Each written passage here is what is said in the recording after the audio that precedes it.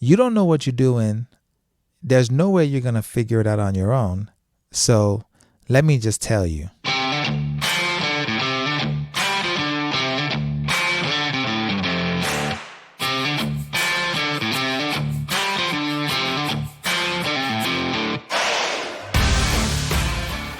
You're listening to Relationship Renegade, the podcast that is flipping the script on some of these myths and false truths that you've been believing. I'm your host, Dr. Jameson Mercier, licensed clinical social worker.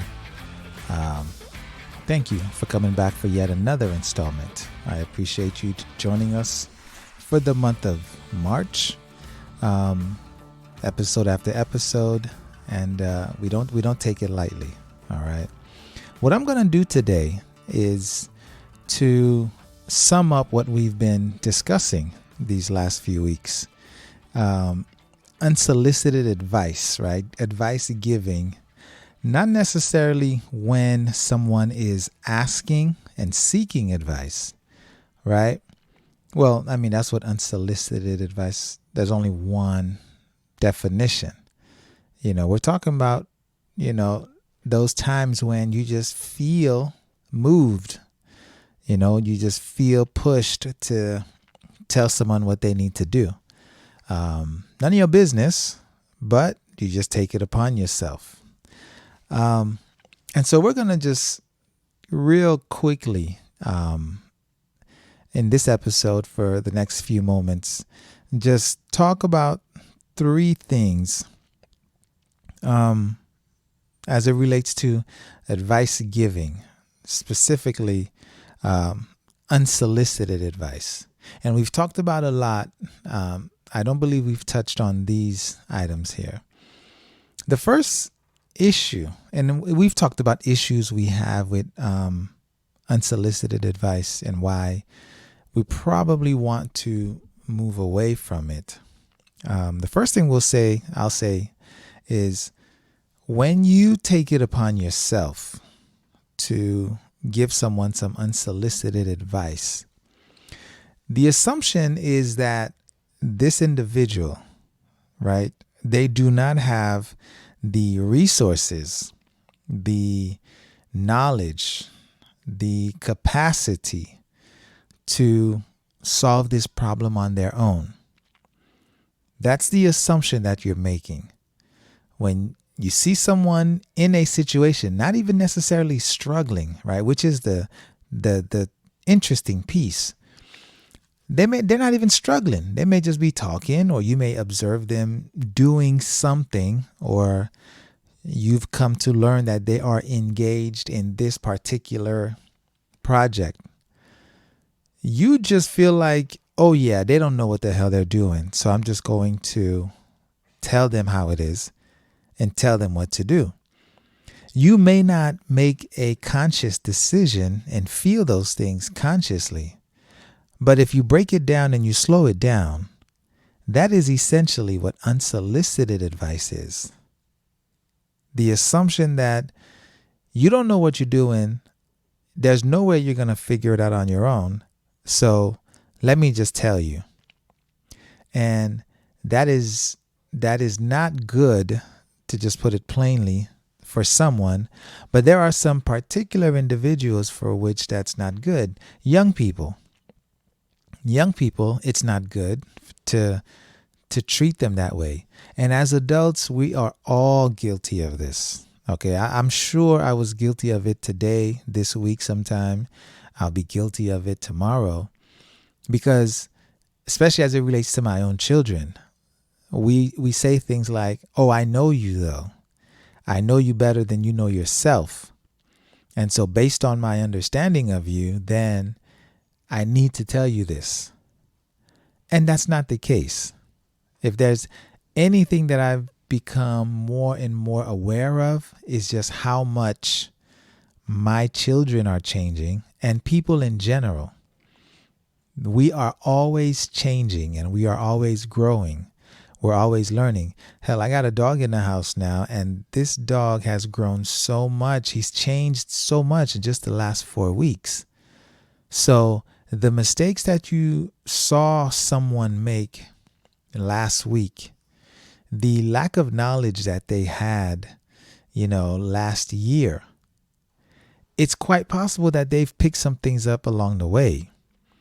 Okay, the mistakes that they made before, they may not be making those same mistakes. But the unsolicited advice that we give automatically assumes that they are. Or perhaps it's an assumption that you make about young people in general. Maybe it isn't people in your life. It is quite possible that this is an assumption that we make about, I don't know, women. You see a woman at the gas station and you're like, yeah, let me just tell her she didn't ask you. She did not ask you for anything.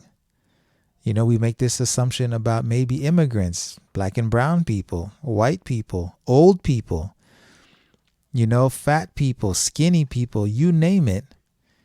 It may simply be that we go around assuming that certain people don't know what they're doing, can't figure it out, and you just need to swoop in and save them. Stop that. That's the first assumption. The first thing I want to touch on. Second thing you do, right? So after you've made this assumption about them, you step in and you tell them, yo, this is what this is. This is how that is. You have now stopped them from learning and growing. Yeah. You have removed that possibility or derailed them. Okay? I remember hearing T.D. Jakes say, essentially, what he said was there is something about the struggle, right? There's something in it. There's the sauce of the struggle. There's something in there. And when we step in and tell people what to do, be it right or wrong, often it's wrong. When we do that, we put a block right there. We stop the process. We stop the learning process. We've interfered with the learning process. Okay, we've stopped the growth. If you just tell them what to do and they take your advice, they are no longer trying to figure it out. They are no longer trying to sort out whatever issue, whatever project they were trying to resolve or reconcile for themselves. That opportunity is gone. You have robbed them of that opportunity. Now, there may be other opportunities down the line. And you know what? Fine. But this one opportunity with this particular circumstance, right? Under, this situation, that is never to be again. And we got to think about that. We really do. And there are reasons why people do this. Some people, it's a needy thing. It's a savior mentality. But some people just don't know. And some people are genuinely trying to be helpful by telling people what to do, what they should do, right? Not necessarily what to do, just what I think you should be doing. Not what I know you should be doing, but what I think you should be doing. And even if you know what the person should be doing, this goes back to the point that who cares if you know? Give them a chance to sort it out. Don't take that opportunity or that option away. One thing we all know about people is that they will ask when they are ready. They will struggle with it. I mean, think about it. Maybe you've been wrestling with your phone trying to figure out one feature, or your computer, or you've been trying to fix your bathroom. You have a certain amount of resources that you're able to dedicate to whatever task it is. But trust me, if you can't figure it out by a certain point, you're going to call somebody. You're going to be like, yo, okay, I don't care how much, come out here and handle this. You're going to drive to the store, T-Mobile, AT&T, whatever, and say, yo, my man, what's up with this? So you got to give people the opportunity to get to that point, because that's just it's just not your place to interfere. If you're a parent, you understand this in your children. There are the parents who do not let their kids struggle with anything. They're quick to jump in and resolve it. And then there are the parents who will let their kids get a little frustrated, right? There's nothing wrong with a little frustration. Absolutely nothing. When my kids were babies and being bottle fed, at a certain point, I stopped placing the bottle in their hand. I would place it just beyond their reach. Just beyond their reach. And what that does, it encourages them to work for it, to strive, to reach, to crawl, and eventually stand and walk. Right? We need that. Okay? And so let's not be the ones who come in and we cut off the opportunity to learn and the opportunity to grow. All right? Last point I'll make. The problem, and perhaps the biggest point with advice giving, unsolicited advice giving, is that you have only but a limited perspective on the issue. Yeah, you do. You may disagree, but you do. You have a very, very limited perspective on the issue. And yet, here you are talking about whatever as if you are the subject matter expert. I mean, think about it. Someone is getting ready to buy a house, let's just say. And sure, maybe you've bought a house before. Maybe you've bought 10 houses, whatever, 20 houses, bought and sold houses. Okay? But you are only an expert on the houses that you have bought and sold. You only know those situations in those circumstances. If this individual is buying a house in Chicago and you live in South Florida, and you've never bought a house in Chicago, and even if you did, who's to say it's the same? You don't understand that. Homes in Chicago and homes in South Florida are not the same. The markets are not the same. And then, my situation and your situation are not the same. The financing, the purchasing of this property is not the same. Right? The real estate market is not the same.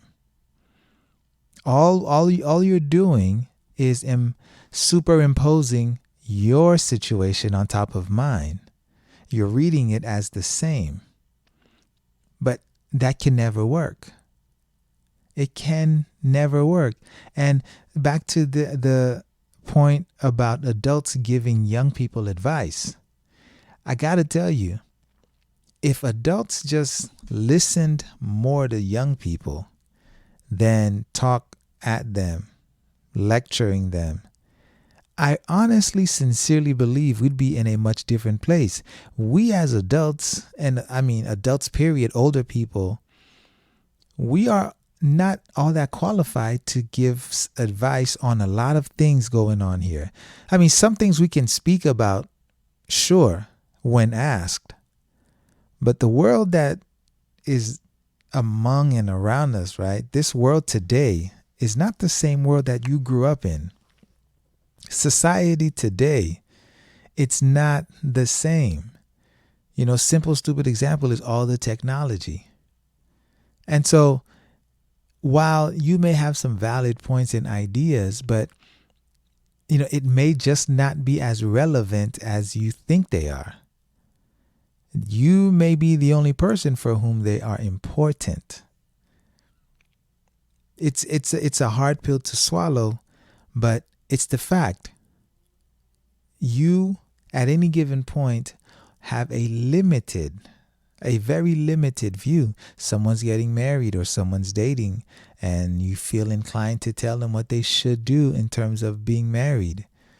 Well, come on now. You've been married, I don't know how long before, maybe divorced. Okay? But you do not know anything about this guy and this girl. You have no idea. But here you go again, superimposing your experiences on their lives. And so ideally we, ask better questions, and, we listen more than we talk, right? Because these are the things that we are doing when we engage in this unsolicited advice giving. All right. That's the show for today. Straight to the point, quick and simple. Please, if you have not heard, go back, listen to the series. We honestly think it's really good. Not just because we recorded it, but just talking about it has been of value to us.